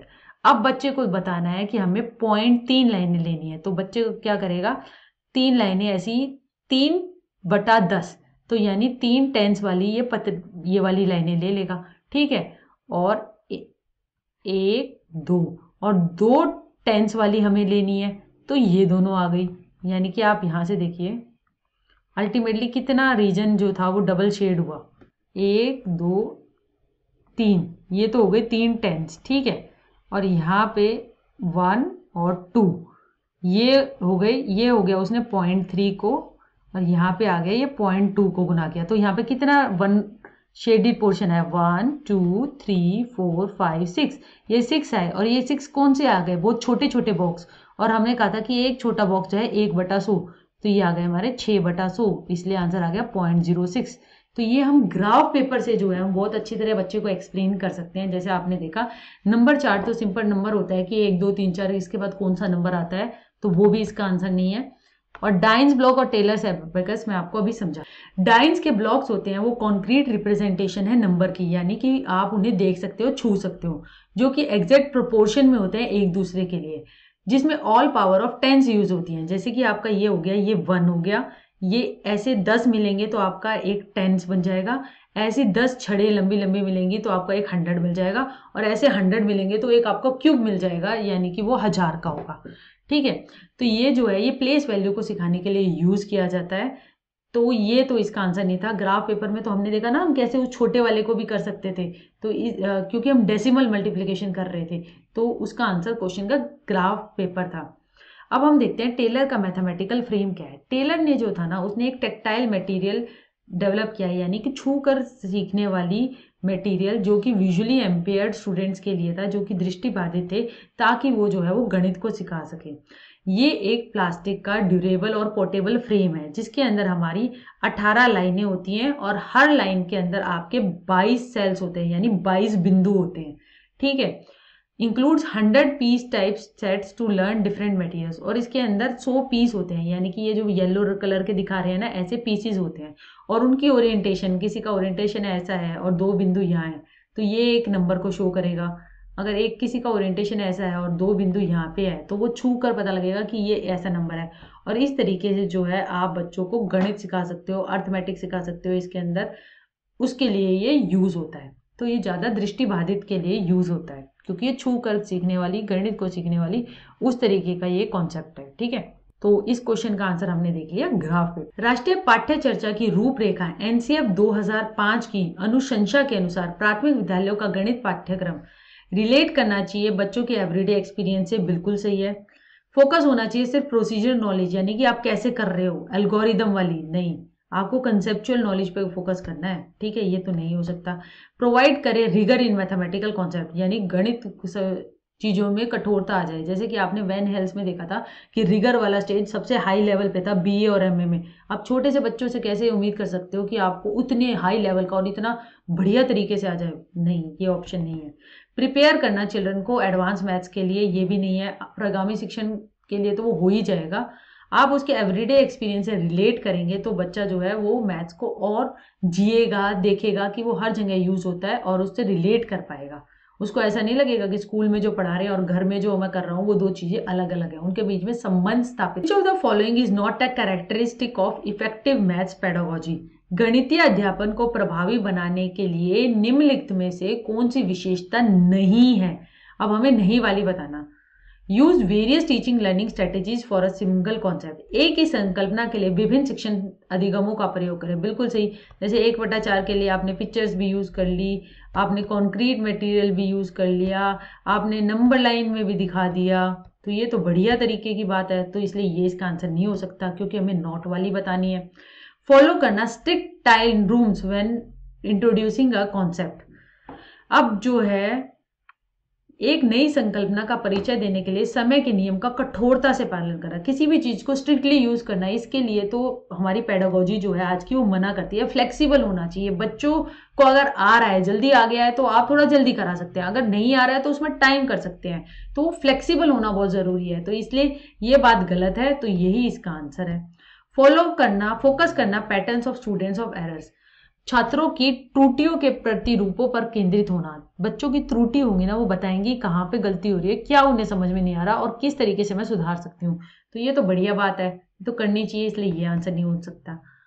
Making connection with everyday experience, प्रतिदिन के अनुभवों के साथ संबंध स्थापित करना, इससे तो लर्निंग और अच्छी होगी, मीनिंगफुल होगी, अर्थपूर्ण होगी, तो ये तो अच्छी बात है, इसलिए ये भी नहीं हो सकती। इसका आंसर है 2. Which of the following is not an effective strategy to assess primary level students learning in mathematics? प्राथमिक स्तर पर विद्यार्थियों के गणित अधिगम का मूल्यांकन करने के लिए निम्नलिखित में से कौन सी प्रभावशाली योजना नहीं है, ये बताना है। डिजाइन करना टास्क को जो कि डिफरेंशिएट करेंगे रोट मेमोरी को और कंसेप्चुअल अंडरस्टैंडिंग को। ये जो है ऐसे टास्क आपने बना लिए जो कि सिर्फ रटन को और समझ को अलग करेंगे, तो भाई ये तो अच्छे है, इससे तो आप असेस कर पाओगे कि बच्चा जो है सिर्फ रटने के आधार पर ही तो नहीं कर रहा। अगर आपने जैसे 1/4 को बच्चे को कहा अलग अलग चीजों पे शो करो, तो जो है वो बच्चा समझ पाएगा, आप उसकी कंसेप्चुअल अंडरस्टैंडिंग के बारे में पता लगा पाएंगे कि बच्चे को कंसेप्ट समझ में आया है या नहीं, या सिर्फ वो रट्टा मार के 1/4 को ऐसे लिखते हैं, आपने क्वेश्चन दे दिया, क्वार्टर को लिख के दिया और उसने 1/4 कर दिया। अगर बच्चा जो है ऐसे अलग अलग शेप्स में कि इसको फिल कर पा रहा है, गोला लगा पा रहा है, अलग अलग सिचुएशन में यूज कर पा रहा है, तो आप उसकी कंसेप्चुअल अंडरस्टैंडिंग को जज करोगे।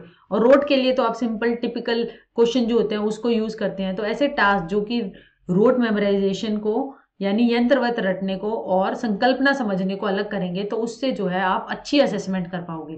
तो ये तो भाई बढ़िया काम है, तो ये 1 नहीं हो सकता। एनालाइज करना बच्चे के एरर को ताकि उनकी रीजनिंग समझ में आ जाए, बिल्कुल सही। बच्चे की त्रुटियों के बारे में आप समझोगे तो आप उनकी रीजनिंग के अंदर तक जा सकते हो और कहाँ गड़बड़ हो रही है वो पता कर सकते हो, तो ये भी सही है, ये भी नहीं हो सकता।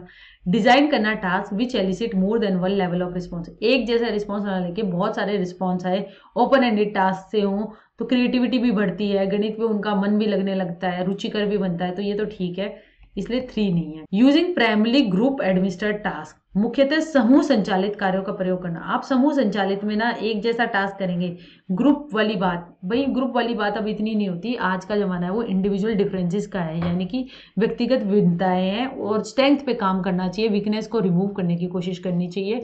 अगर आप ग्रुप टास्क देंगे, स्टैंडर्डाइज टास्क देंगे, एक जैसा ही देंगे, तो आप जो है वो अच्छी तरीके से असेसमेंट नहीं कर पाए, तो यही इसका answer. Which one of the following statement is true, इनमें से कौन सी स्टेटमेंट सही है। एक रेगुलर हेक्सागन, अब भाई रेगुलर चीज होती है ना, हमारी फिगर होती है, एक रेगुलर होती है और एक इरेगुलर होती है। रेगुलर के अंदर आपकी सारी साइड्स बराबर होती हैं, इरेगुलर के अंदर बराबर नहीं होती।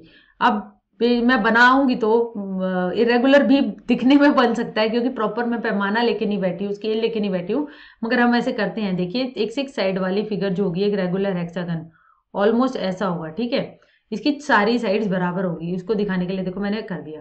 उसके अंदर कितनी लाइन ऑफ सिमेट्री होती है। अब भाई सिमेट्री का आप ये देखिए, सिमेट्री वो होती है कि आप किसी भी शेप को अगर उसको उस तरीके से बीच में से काटेंगे या साइड से काटेंगे या कहीं से भी काटेंगे, तो आप जो है अगर उसके बीच में शीशा रखेंगे ना तो वो चीज पूरी हो जाएगी। अगर मैं यहाँ पे एक शीशा रखती हूँ तो यही चीज यहाँ पे बनेगी और ये शेप पूरी बन जाएगी, तो वो कहलाती है सिमेट्री, यानी कि समित समित सम्मित, ठीक है।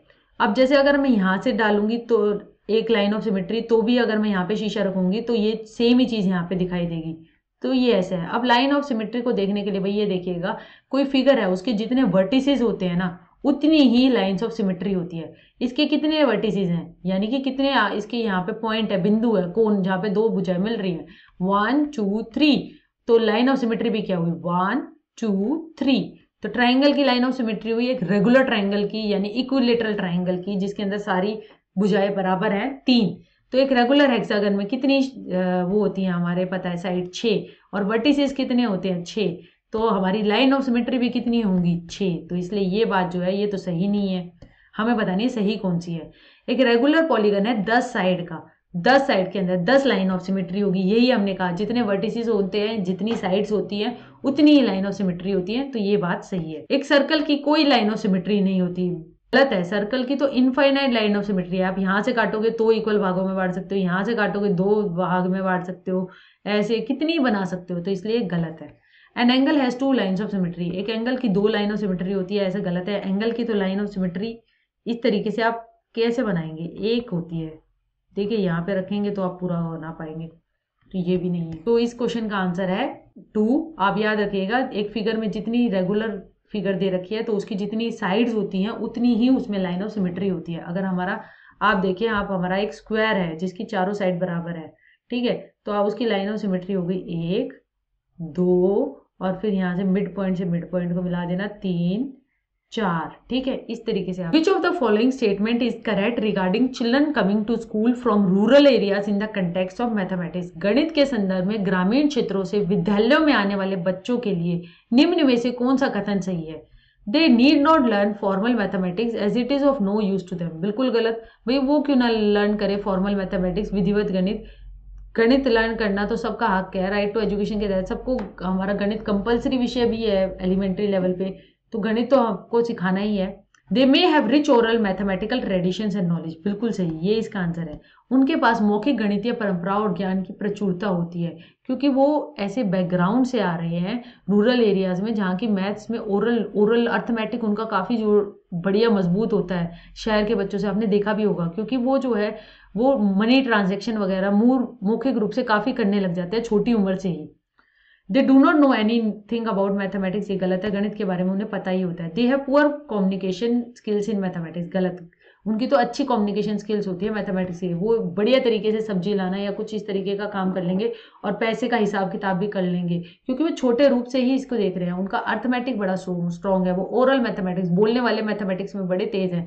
एल्गोरिदम्स यानी इतने पैसे दिए, इतने किया, आप कैलकुलेटर में मोबाइल में कर रहे हैं, वो इतनी उससे पहले ही वो मुंह जवानी कर देंगे। तो वो जो है वो उनकी एक रिच ओरल मैथमेटिकल ट्रेडिशन और नॉलेज है जो कि वो अपने साथ लेकर आएंगे अगर वो स्कूल में आएंगे। रीड द फॉलोइंग स्टेटमेंट्स, निम्नलिखित कथनों को पढ़िए। Axioms are propositions which are assume, ठीक है, एक्सियम्स जो है वो स्पेशल थ्योरम है, यानी अभिग्रहित विशेष प्रमेय है, ये गलत है। एक्सियम जो है वो डेफिनेशन है, वो भी गलत है। एक्सियम जब प्रूव की जाती है तो वो थ्योरम बन जाती है, ये भी गलत है। इसका आंसर है ए, ओनली ए, यानी अभिग्रहित प्रस्ताव है जिन्हें मान लिया जाता है। एक्सियम जो होती है ना बेटा, एक्सियम्स की बात किसने करी, एक्सियोमेटिक्स का जो है ना वो यूक्लिड ने करी।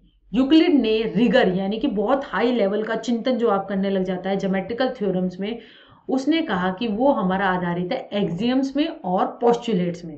देखिए जो पूरे गणित में चीजें यूज हो रही है ना उसको तो कहेंगे हम एक्सियम्स, और जो एक्सियम्स हम जो है ज्योमेट्री में यूज करने लग जाते हैं ना उनको हम कहते हैं पोस्टुलेट्स, ठीक है।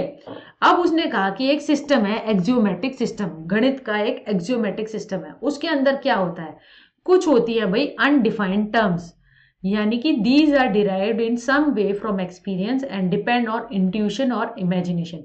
कोई ना किन चीजों को आप डिफाइन नहीं कर सकते, ऐसी टर्म्स होती है जो कि आप जो है लाते हैं अपने एक्सपीरियंस से, अपनी इंट्यूशन पूर्वाग्रह से या इमेजिनेशन से या कल्पना से।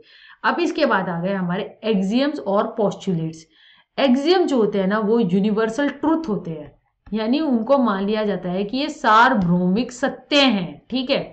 These are assertion derived from undefined terms, they are formulated in terms of relationship, और इनको मान लिया जाता है कि ये सार्वभौमिक सत्य है, तो इनका कोई प्रूफ भी नहीं दिया जाता कि इसको इस तरीके से प्रूफ करेंगे या इस तरीके से करेंगे, ऐसी कोई बात नहीं होती। इनको मान लिया जाता है कि ये यूनिवर्सल ट्रुथ है, यानी कि ये सार्वभौमिक सत्य है, ठीक है। और प्रोपोजिशंस क्या होते हैं? प्रोपोजिशंस जो होते हैं ना वो हम एक्सियम से निकालते हैं लॉजिकल रीजनिंग के तहत, उसमें हम लॉजिकल रीजनिंग देते हैं। तो यहाँ पे एक्सियम्स जो होते हैं वो प्रोपोजिशंस है जिनको एज्यूम किया जाता है, और जिन प्रोपोजिशन में हम लॉजिकल रीजनिंग देते हैं, जिन एक्सियम्स में हम लॉजिकल रीजनिंग देते हैं यानी कि तर्क कर सकते हैं, तो वो कहलाती हैं हमारी प्रोपोजिशंस। क्वेश्चन में देखिए थोड़ा ढंग से नहीं दे रखा। असली बात ये है कि एक्सियम जो होते हैं ना वो यूनिवर्सल ट्रूथ होते हैं, वो सार्वभौमिक सत्य होते हैं। जो मैथ्स में बाकी सारी जगह यूज होते हैं वो तो एक्सियम्स कहलाते हैं, सिर्फ ज्योमेट्री में जो यूज होते हैं उन्हें एक्सियम का दूसरा नाम पोस्टुलेट कहा जाता है, ठीक है। उसके बाद आते हैं हमारे प्रोपोजिशंस। क्या होते हैं? एक्सियम्स का कोई प्रूफ नहीं होता, उन्हें मान लिया जाता है ये सत्य है।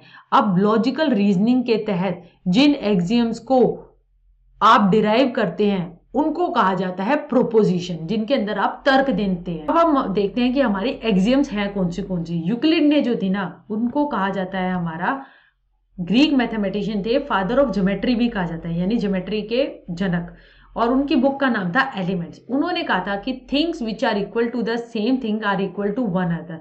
अगर ए जो है वो बी के बराबर है और बी जो है सी के बराबर है, तो ए जो है वो सी के बराबर है, ठीक है। ये मान लिया गया है, ये तथ्य है, ठीक है।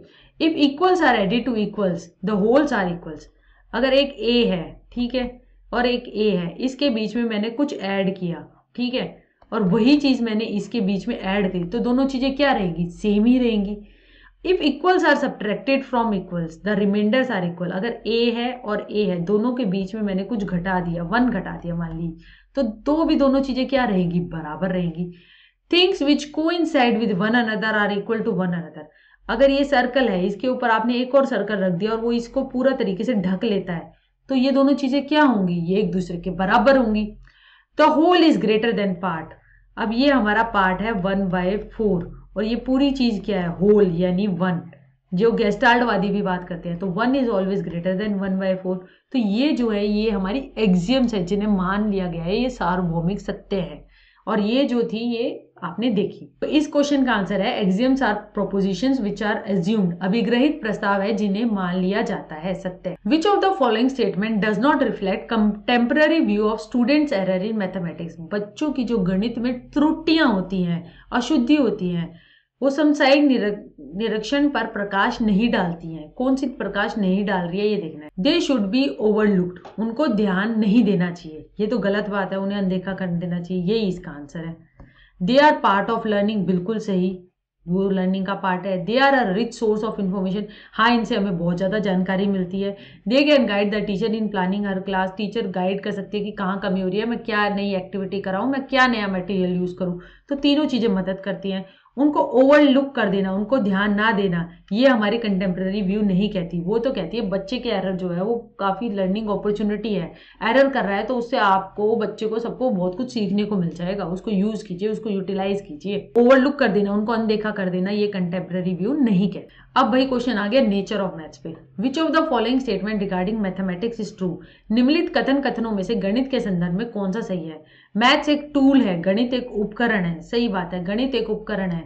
Mathematics is form of art. भाई गणित जो है वो पैटर्न आप देखते हैं, या आप टेसिलेशन करते हैं, या आप नए नए आर्किटेक्चर करते हैं, उसमें आप क्या यूज करते हैं? गणित का यूज करते हैं ना। मैथ जो है वो एक लैंग्वेज है, हाँ भाई भाषा है। आप एक तरीके से 2342 अगर आप ऐसे लिखने लग जाते तो आप कितने सारे शब्दों का यूज करते।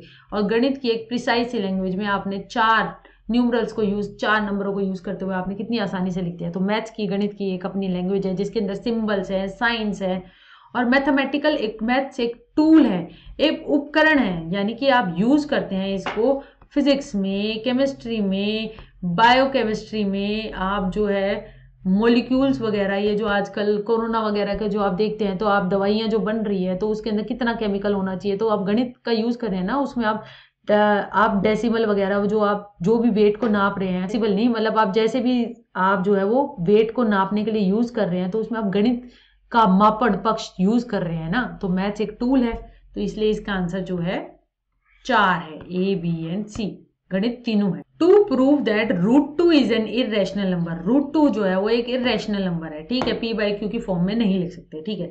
एक टीचर बिगिन करती है एज्यूमिंग, यूज करती है कि मान लिया जाए कि ये रैशनल नंबर है, और then proceed to show that how this assumption is not feasible, और फिर शो कर देती है कि कैसे ये रैशनल नंबर है, मैंने माना वो नहीं है। तो ये उसने किस तरीके से प्रूव किया, उसने कॉन्ट्राडिक्शन से प्रूव किया, यानी कि प्रतिवाद से यूज किया। पहले उसने उस चीज को, ऑपोजिट को सही मान लिया, और जिस ऑपोजिट को सही माना था ना, फिर उसको दिखा दिया कि ये तो गलत है। अगर ऑपोजिट गलत है, जो पहले सही था वो सही है, तो यही है। उसने क्या किया, √2 को रैशनल मान लिया, ठीक है, यानी कॉन्ट्राडिक्ट, और फिर उसको प्रूव कर दिया कि रैशनल नहीं है, ठीक है। रैशनल नहीं है तो क्या है, इरेशनल है। तो ये जो है आपने इस तरीके का जो प्रूफ करना, वो कहलाता है भैया कॉन्ट्राडिक्शन से, प्रतिवाद से प्रूफ करना। Which one of the following statement reflects a desirable assessment practice in the context of mathematics learning? निम्नलिखित में से कौन सा कथन गणितीय अधिगम के वांछित मूल्यांकन अभ्यास पर प्रकाश डालता है? Only paper pencil tests are suited to assess students because they require precise answer. सिर्फ पेपर पेंसिल टेस्ट से करना, भैया ये तो गलत है। विद्यार्थियों को आंकलन करने के लिए केवल कागज कलम वाला कार्य उपयुक्त करते हैं क्योंकि उसमें सही उत्तर की आवश्यकता होती है, नहीं, सिर्फ हमें प्रोसीजर नॉलेज पे काम थोड़ी करना है। Holding conversations and 1-to-1 discussion with children can also be helpful in assessing maths, बिल्कुल सही। आप 1-to-1 इंडिविजुअल डिफरेंस, आप आंकलन के लिए वार्तालाप कर रहे हो, एकाएक विचार विमर्श कर रहे हो, वो भी लाभदायक हो सकता है, बिल्कुल सही है। Assessment should be product oriented, focus on the right answer of the children, ये गलत है। ये समेटिव असेसमेंट वाली धारणा है जो कि हम चेंज कर रहे हैं, अब तो हम कंटिन्यूअस, कॉम्प्रिहेंसिव ऐसी बातें करते हैं, तो इसलिए गलत है। आंकलन उत्पाद के अनुकूल और विद्यार्थी के उचित उत्तर पर केंद्रित होना चाहिए, ऐसी बात नहीं है। Incorrect answers of children should largely be ignored because we need to focus on children strengths, विद्यार्थियों के अनुचित उत्तरों की अधिकांश उपेक्षा कर देनी चाहिए। नहीं भाई, वो तो एक अभी पिछले क्वेश्चन में भी मैंने आपको समझाया कि वो एक लर्निंग रिसोर्स है, उस पर काम करके तो आप बच्चे की अंडरस्टैंडिंग में जा सकते हैं और समझ सकते हैं कहाँ गलती हो रही है, क्यों गलती हो रही है, तो उनको तो देखना चाहिए, उनको इग्नोर नहीं करना चाहिए, तो ये बात गलत है। इसका आंसर आ गया 2। विच of the following statement is true of learning mathematics, यानी गणितीय अधिगम के लिए निम्नलिखित में से कौन सा कथन सही है? Everyone can learn and succeed in mathematics, बिल्कुल सही, हर कोई गणित सीख सकता है और उसमें सफल हो सकता है। Girls need extra attention because they are weaker in maths, भाई ऐसी जेंडर बायस वाली बातें तो करनी ही नहीं है।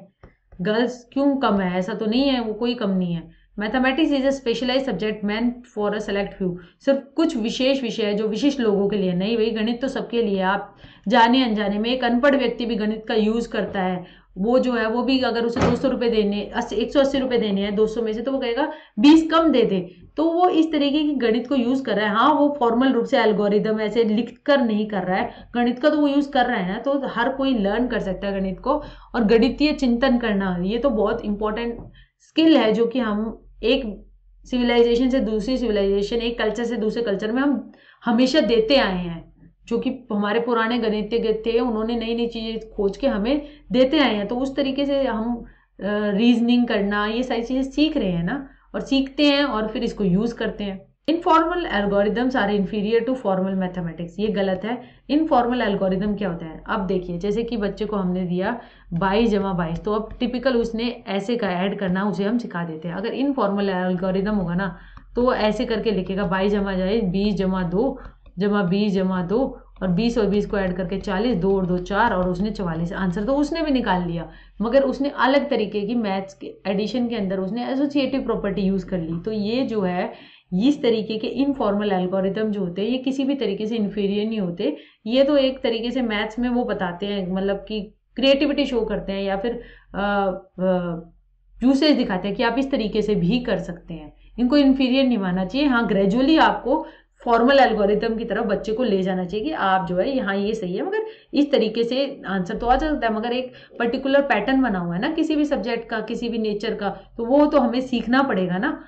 तो उसके लिए फिर आप जो है बच्चे को फिर फॉर्मल इनफॉर्मल से फॉर्मल एल्गोरिथम की तरफ लेके जाइए। हाँ, उनको पूर्ण रूप से नेग्लेक्ट कर देना ये गलत। The role of proportional reasoning, understanding the concept related to ratio and proportion was highlighted by Jean पियाजे। ठीक, अनुपात और सम अनुपात प्रत्यय को समझने के लिए अनुपातिक विवेचन की भूमिका को उजागर किसने किया था? वो जीन पियाजे ने किया था। अब हम समझते हैं कि रेशो क्या होती है और हमारी प्रोपोर्शन क्या होती है। रेशो क्या होती है? दो वैल्यूज के बीच में कंपैरिजन, और आप क्वेश्चन के रूप में दिखाते हो। जैसे कि एक क्लास में 12 लड़के हैं और 12 लड़कियां हैं और 18 लड़के हैं, तो आप उसको रेशो के रूप में क्या कहेंगे? 12/18, 12 लड़की और 18 लड़के। और ये जो है आप रेशो को इक्विवेलेंट फ्रैक्शन के रूप में भी दिखा सकते हैं। ठीक है, अब इसको आप कैसे करेंगे? 3 चौक 12, 3 6 18, 2 दूनी 4, 2 3 6, तो इसका इक्विवेलेंट फ्रैक्शन क्या हो गया? 2/3। और इन दोनों चीजों को सामने करके लिख देना एक ही उसमें दो रेशो को, एक ऐसी इक्वेशन जिसमें कि हमें ये लिखना कि 12/18 जो है वो 2/3 के इक्वल है। एक ऐसी इक्वेशन जिसमें दो रेशो जो कि इक्वल हैं उनको दिखाना, यानी वो कहलाती है प्रोपोर्शन। तो रेशो के अंदर तो हम ये दिखाते हैं कि ये इसका इतना भाग है, यानी 1/4 है, या फिर इतने लड़कियां इतने लड़के हैं उनका दिखा दिया।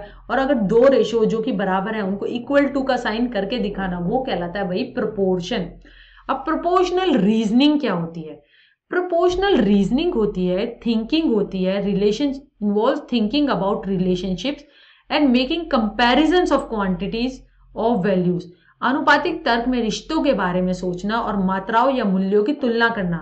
जैसे कि ये है, इसको हम कहेंगे अगर हम 2 को 6 गुना कर दे तो 12 आ जाएगा, 3 को 6 गुना कर दे, सेम लेवल से हमने जो है इंक्रीज डिक्रीज जमा घटा बराबर करेंगे तो हमारा जो है वो आ जाएगा, मतलब प्रोपोर्शनल आप निकाल सकते हैं। तो वो एक तरीके की प्रोपोर्शनल रीजनिंग होती है। इसके बारे में जीन पियाजे ने बात की थी। A student is not able to solve those word problems which involve transposition in algebra। जैसे मैंने आपको बताया ट्रांसपोजिशन का मतलब क्या है कि आप जो है एक टर्म जिसको आपको सॉल्व करना है उसको एक तरफ कर देते हैं, बाकी जो है उसको दूसरी तरफ कर देते हैं। बच्चा जो है वो सॉल्व नहीं कर पा रहा इन एल्जेब्रा में ऐसी प्रॉब्लम्स को। तो बेस्ट रेमेडी क्या है टीचर के लिए? Give a lot of practice questions on transposition of numbers. Give a lot of practice questions of word problems in another language. Another language में देकर क्या फायदा होगा? अब हिंदी में दे दो, इंग्लिश में दे दो, वो बच्चा समझ ही नहीं कर पा रहा ना कि एक वेरिएबल को एक तरफ रखूं जिसको निकालना और बाकी को दूसरी तरफ कर दूं, तो ये नहीं है। एक्सप्लेन करना वर्ड प्रॉब्लम को सिंपल भाषा में। सिंपल भाषा में करने से भी कुछ भी नहीं होगा, क्योंकि सिंपल भाषा में भी करने से कुछ नहीं होगा क्योंकि बच्चे को तो समझ ही नहीं आ रही है ना। एक्सप्लेन करना concept of equality using alternate methods. अब इक्वालिटी है, यानी आपने यहाँ पे देखा ना, यहाँ इक्वल टू बराबर वाली बात है। आप ऑल्टरनेट मेथड बच्चे को दे जिससे कि वो सीख पाए, यही इसका आंसर है। प्रैक्टिस क्वेश्चन देंगे यार, सिर्फ प्रैक्टिस करने से वो ट्रांसपोजिशन नहीं सीख पाएगा। इक्वालिटी समझना जरूरी है कि अगर ये यहाँ पे अगर x जो है वो a/2 है और यहाँ पे x जमा 4 है, तो बच्चे से कहेंगे अब यहाँ से जो 4 है ना इसको यहाँ भेज दे, यानी कि यहाँ से x से 4 घटा दे। तो अब अगर और तो एक ऑपरेशन आप लेफ्ट हैंड साइड में कर रहे हो, वही ऑपरेशन जो है आप राइट हैंड साइड में करोगे, यानी यहाँ पर भी 4 घटाओगे। तो इस तरीके की इक्वालिटी समझाना कि लेफ्ट हैंड साइड और राइट हैंड साइड बराबर है, आप वहां पे 4 घटा रहे हो तो वहां पर भी 4 घटा रहे हो। तो और एक तरफ फिर एक वेरिएबल रख लेना जिसको सॉल्व करना है और बाकी तरफ दूसरी इक्वेशन, वो कहलाता है ट्रांसपोजिशन। तो जब बच्चे को इक्वालिटी समझ में आ जाएगी ऑल्टरनेटिव विभिन्न मेथडों से, तो बच्चा ट्रांसपोजिशन कर पाएगा अलजेब्रा के अंदर। तो इसलिए इसका आंसर 4 है। विकल्प विधि से समानता प्रत्यय को समझाना। Contemporary understanding of mathematics pedagogy encourages teachers to do all of the following except. Teacher सारी बातें करे। गणित अध्यापन की समसामयिक समझ अध्यापकों को निम्नलिखित सभी को करने को प्रोत्साहित करते हैं, केवल इसको छोड़कर। Encourage the ability to approximate solution. Approximation को तो भाई करती है, अप्रोक्सीमेशन जो एक स्किल है जो कि डेवलप करने की कोशिश की जाती है, तो ये तो आंसर नहीं होना, यानी कि लगभग ऐसा होगा। या आप जो है क्वेश्चन कर रहे हो और आप जो है जमा करते हुए आपने देखा कि 200 में अगर मैं 400 450 जोड़ूंगी तो मेरा जो है लगभग 650, तो एग्जैक्ट आंसर हो गया, मतलब 600 से ज्यादा ही आंसर आएगा। तो इस तरीके से करना, सिर्फ आपने एक चीज रकम गलत उतार दी और आंसर इतना बड़ा निकाल दिया, आप 6050 लिखने लग गए, तो वो समझ कि अप्रोक्सीमेट कि इतना आंसर होगा, वो समझ तो डेवलप करनी पड़ेगी ना। तो ये तो आंसर सही है, इसलिए ये नहीं हो सकता। Introduce computation of problems before development of conceptual understanding. अब जो है आप जो है कंप्यूटेशन यानी आप प्रोसीजरल नॉलेज देने लग गए, यानी कि आप जो है एल्गोरिदम सिखाने लग गए। आपने कॉन्सेप्ट तो सिखाया ही नहीं, उससे पहले आपने कह दिया कि ऐसे ऐसे करने से आंसर आ जाएगा, तो वो तो गलत है। पहले कंसेप्ट को समझाओ फिर प्रोसीजर नॉलेज की तरफ जाओ, तो यही आंसर है। क्रिएट करना अपॉर्चुनिटी को जहाँ पे स्टूडेंट गेस और वेरीफाई करे अपने सॉल्यूशन और प्रॉब्लम को, बिल्कुल सही है, ये तो करनी चाहिए। बच्चा अपने आंसर को चेक करे, रीचेक करे, तो ये तो प्रॉब्लम सॉल्विंग का स्टेप है, तो ये आंसर नहीं हो सकता। Develop the skill of systematic reasoning in students. हाँ, बच्चों के अंदर सिस्टमैटिक रीजनिंग डेवलप करनी है। अगर बच्चा इंडक्शन कर रहा है, ये चीज 1 पे लागू होती है, 2 पे लागू होती है, तो फिर ये सब पे लागू होती है, तो एक सिस्टमैटिक रीजनिंग हुई ना, इंडक्टिव जो कि उसने डेवलप करी, या फिर डिडक्टिव यानी वो एब्स्ट्रैक्ट से लेके चला, एक थ्योरम से लेके चला और उसने फिर एक छोटे प्रिंसिपल पे वो ले आया। तो ये जो है ये तो सिस्टमैटिक रीजनिंग हमें डेवलप करनी है, क्योंकि बच्चा जब 6ठी से 10वीं में आएगा तो उसके अंदर डिडक्टिव रीजनिंग उसके अंदर बहुत आ जाएगी, थ्योरम आ जाएगी करिकुलम के अंदर, तो वो स्किल हमें उसके अंदर डेवलप करवानी पड़ेगी ना। तो ये आंसर तो सही है, इसलिए ये भी नहीं हो सकता। इस क्वेश्चन का आंसर है समस्याओं के परिकलन का परिचय उसकी संकल्पनात्मक समझ से पहले कराना नहीं चाहिए, पहले संकल्पनात्मक समझ करानी चाहिए और फिर जो है फिर समस्याओं का परिकलन करा। विच of the following statement is not true regarding integers. अब भाई इंटीजर जो होते हैं ना वो माइनस वाले भी होते हैं और पॉजिटिव वाले भी होते हैं नंबर्स, ठीक है, यानी -3 -2 और फिर 0 से लेते हुए +1 +2 +3 ऐसे आगे तक, ठीक है, तो ये कहलाते हैं हमारे इंटीजर्स। अब इसके अंदर हमारा मल्टीप्लिकेशन एसोसिएटिव होता है, मल्टीप्लिकेशन एसोसिएटिव होता है। अब आप इंटीजर्स में करके देख लीजिए, a × b + c = एसोसिएटिव है इंटीजर्स के लिए, तो ये आंसर नहीं हो सकता। 1 मल्टीप्लिकेटिव आइडेंटिटी है, ये तो हमें पता है, a × 1/a = 1, ये तो सही बात है, तो ये भी नहीं हो सकता। सब्ट्रैक्शन जो है वो कॉम्यूटेटिव नहीं होता। अब आप ये देखिए, a - b क्या b - a के बराबर है, ठीक है, अब हम ये लेके चलेंगे। अब ये है, आप देखिए 2 - 3 तो क्या आया -1, और यहाँ पे हमने क्या लिखा 3 - 2, यहाँ आया 1, तो ये सब्ट्रैक्शन कॉम्यूटेटिव नहीं है। आप a से b में जाए और b से a में जाए तो सब्ट्रैक्शन जो है वो कॉम्यूटेटिव नहीं आ रहा। आप लेफ्ट हैंड साइड और राइट हैंड साइड को देखिए, so a - b is not equal to b - a, ये बात तो बिल्कुल सही है, तो इसलिए ये आंसर भी नहीं हो सकता। डिवीजन कॉम्यूटेटिव है, ठीक है, डिवीजन का कॉम्यूटेटिव है, ये कह रहा है कि a/b जो है वो b/a के बराबर है। क्या ऐसा है? 2/3 जो है वो 3/2 के बराबर है, नहीं है, तो डिवीजन कॉम्यूटेटिव है ये कह रहा है, तो इसलिए ये आंसर गलत है। Division is not commutative. Thank you very much, ये इस एग्जाम के आंसर की है। आप हमारे टेलीग्राम ग्रुप से भी जुड़ सकते हैं, और किस क्वेश्चन की मैथ पेडागोजी से रिलेटेड आपको कोई दिक्कत आ रही हो या आप कोई कॉन्सेप्ट समझना चाहते हैं तो आप मुझे वहां पे मैसेज करके बता सकते हैं।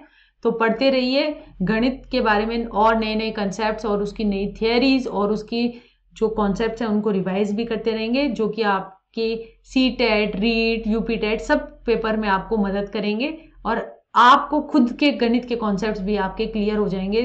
तो इसी उम्मीद के साथ कि कुछ नया नॉलेज एडिशन होगा, वैल्यू एडिशन करेंगे, बस इसी पे काम करेंगे।